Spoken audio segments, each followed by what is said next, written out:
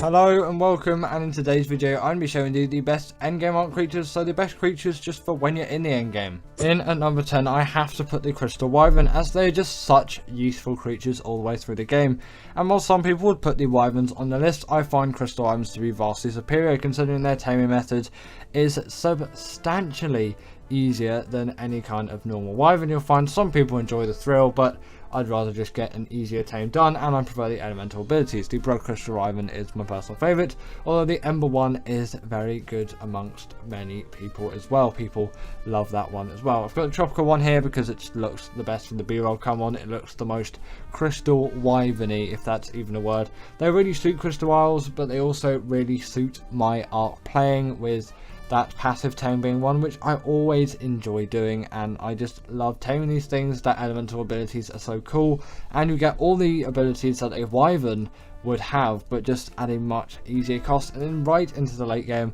I'm using these things, especially because I've got fire speed leveling. I can really pump the speed in these things, and they travel across the map in just no time at all, and you know, they do pack a punch in the damage department. Next up we've got the Stego, and I never really drop this thing from my side when it comes to my general playing in Ark. I always have one of these things by my side to just use. Generally I love the Stego for all that it offers, because in my opinion it really offers a lot, and it offers a lot for me. I love its berry gathering, and although yes, maybe it can be slow and stamina can be cruel, but once you boost those and you get a nice high level one, which you definitely have by the end game, you're really going to enjoy gathering on this thing. And maybe there are some more efficient mounts out there, but I still will always use my Stego for all this stuff.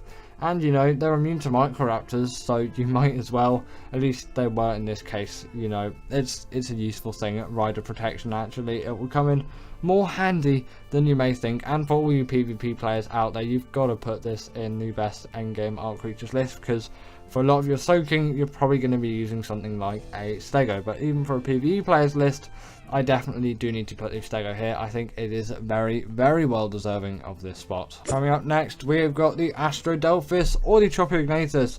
Both of them suit me very well, although I'm more of an Astrodelphis kind of guy because I just think they're cooler. Although when I'm going on more of the primitive rampage, then I'll use a Tropyignatus, because sometimes I just completely eliminate tech from my playing, because it's not my favourite thing out there. Actually, I'm not really very pro tech, as it seems. I'm quite old fashioned in my ways of Ark, but I still really do love these creatures, and right into the end game I use them. Even without any sort of speed leveling, you can get insane speed out of a creature like this, which most people will be, considering most people don't have fire speed leveling on, which is again sort of a shame, I think, because I think speed leveling is good. Maybe put a cap on it at like the 150 mark or 135 mark, but still add a little bit of lenience there, wildcard, because everything at base speed can just be a little bit frustrating for me, and that's why I use flyer speed leveling. But these things have plenty enough of that, and they still can be quite hefty with their attacks, and they're not too difficult to tame actually. You'd think of them to be more expensive to tame than they actually are, but trust me, on Gen 2 you're going to have no issues with the expenses. At number 7 we've got the Ratha, and although I don't use it an awful lot in the endgame, I do think it deserves to be here, as I know a lot of you out there are using this in your end game playing, and I think it sort of does just need to be here, you know. The Ratha is one of those creatures which can carry a heck of a lot of creatures around. I know with cryopods it's not really strictly useful in any sense, but still it's just crazy that it can do that, and it does a hefty amount of damage too, which, you know, is something which I thoroughly enjoy in a late game creature. You're going to want to be dealing all of that damage. It is simply a necessity at this point, especially for a sort of combat orientated mount. It just simply needs to happen and needs to be done. There's no way around it really. You just want a tame that deals tons of damage. It's also very fast too, and can pretty much suit all of your metal run needs too, and you should have no issues with anything like that of the sort. They really are great when it comes to it, and they did rip off the tame method of the creature which is next up on the list, so let's just get straight to that one. Yes, as I hinted, we have got the Reaper in the spot next, at number 6 spot actually, and this is just such a great game, a great endgame tame for me. Like, it's sort of the epitome on Av, but it's not for every match, so that's why it's been pushed back so much.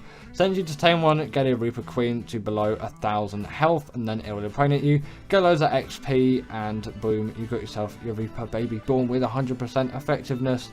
Like that, you might want to Reaper Pheromone Gland so it doesn't kill you as well. You might want to pay attention to that. The Rhino doesn't do that when it's born, you can just simply claim it, and also you need resources rather than XP to get 100% effectiveness. It also impregnates your dino and not you. It's got a short craving timer window, which is where you're going to give it those resources. Personally, I prefer the Reaper's way of doing it.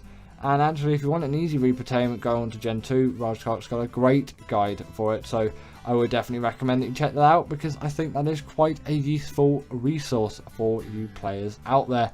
I do definitely enjoy that method occasionally, but I do like the thrill of going through all the effort on Ab as well. It just is so great considering how much damage it deals and the mobility you get. Well, yes, I would prefer the top or tail of the Reaper Queen. On the Reaper Kings, you simply do not get that. If you haven't noticed already, this is actually a Reaper Queen, not a Reaper King. It was just easier to force tame. In number 5, I have decided to put the Shadowmane, as this is one of those creatures where it's just so jam-packed full of abilities. It deserves to be here. It sort of might clash with the number 3 spot for me, but that has been in the game for such a while. I'll let it rest until I actually talk about it, and I'll give my reasons. The Shadowmane is such a small yet neat carnivore, requiring no saddle and actually having natural armor, which is quite a nice ability for a creature like this to actually have. These things can jump to incredible heights and also have the bleed and hydration buff. Same as the Crystal Wyvern, not with the bleed, but they do have the hydration buff. Not really useful on a flyer, but I guess it's there. You know, you might as well use it from time to time. Dip your wings in that water and get a little bit of a buff. And as you probably could tell already, the Shadowmanes are actually good swimmers.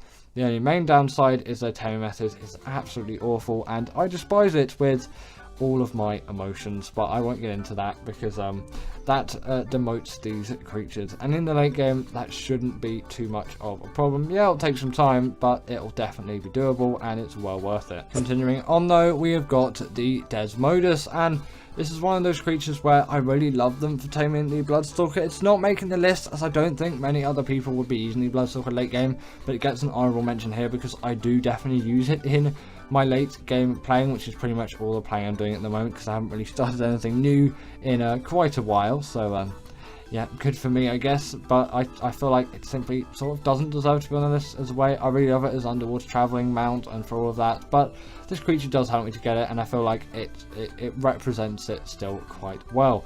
Having the glide ability and being able to grapple onto walls, vertical surfaces and ceilings, this thing really does work in the mobility aspect. And it can make Sanguine Elixir, which is a cheat for all of my taming needs, and it's why it really does need to be here. I love doing tames with this creature because they just go by so much quicker, and the blood bag farms, meaning it's great for taming the Bloodstalker as well, and more Desmonimuses because they do share the exact same taming method if you didn't know that already. They can pick players off mounts too in PvP scenarios and even go invisible in the nighttime. At number 3, we have got the Rex, and this is sort of where you might have a little bit of debate, but I feel like for the end game, for loads of those bosses, the Rex is simply one of those options along with the UT. I'm putting that as an honorable mention here, so don't say I didn't put the UT in the list because it is going in the spot with the Rex as well, because I feel like they do go very well together. But they've been in the game for so long, and they've probably, especially if you've played for a while, carried you through a lot of the fights that you would have been doing, so I think they really do deserve to be on the list. It would simply be a disservice to the Rex because it has served us for so long, and we've had so many good times with this creature. At least I have, and I've done a lot with this creature which I simply couldn't have done without it, and it deserves to be a great endgame Ark creature and one of the best, which is why I'm putting it in at number 3 spot, as Ark would simply not be the same without the Rex. No matter how much you use it, the game that still sort of resides on this creature in a way. A dinosaur game without the T-Rex is no longer a really cool dinosaur game, and that's sort of how they all work to an extent, but it really does have a very useful role, and considering they're so easy to tame on ASA, you might as well just go and get one of these things and you shouldn't have too much issue whatsoever. In number 2, we've got the Mwing. This is the epitome of travel for me.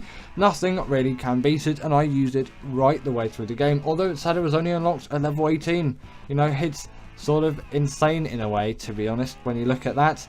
Like, genuinely crazy, but I love this creature for all the attributes that it actually does show. It's a very fast and effective travel mount, being like the fastest in the game really. You can't beat the Mwing, and that's with no speed levels at all. I simply don't need to level speed on this thing, even though I still do, because you know, you might as well, especially if you've got speed leveling. So I still ramp it up to maybe a good 150%.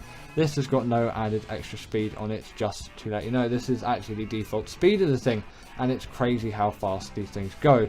For you breeders out there as well, sounds a little bit sus in a sense type context. You ever thought of that actually, when like you're talking about a game and then just someone hears you out of context talking about the game? Some of the things you'll say, man, it's a little bit crazy. But yeah, for breeders out there, they act as the portable fiend trough. With the use of the Gigantoraptor as well, they can be quite an effective duo. You can carry 4 babies in its saddle too, even steal enemy baby creatures. They're pretty effective swimmers too. They can skate along the top as well, and they gather berries too. And another one is the Deinonychus. This really just carries my Ark playing, and I'm sorry if you watch a lot of my videos, you're going to see this thing appearing in the #1 spot quite a lot, and it's staying at the #1 spot in this list as well. They are just so great for boss fights. I really can't not use these things. They also take no full damage too. I know it's such a minor thing, but it really does add a lot of fluidity into my playing when a creature doesn't take full damage. And you can see, you can grapple onto big creatures and just absolutely rip them to shreds. You've got the bleed ability on top of that as well. Not the bleed ability, the pack ability on top of the bleed ability, which just provides for insane damage. You can decimate bosses in less than a minute. All of the island ones at least. Maybe not the dragon, considering it flies around, but still, you'd probably be using Derries for that if you want to be more on the cautious side. But you can easily do it with Dines, and I don't really use Derries for it. I use Dines. The only boss fight I don't actually use these things for is the Moda, because come on, you know, they're not great at swimming, and that is their only real downside. That's sort of where the Shadowmane excels more as a boss creature. But for the Moda, I'll use probably Moses or something like that.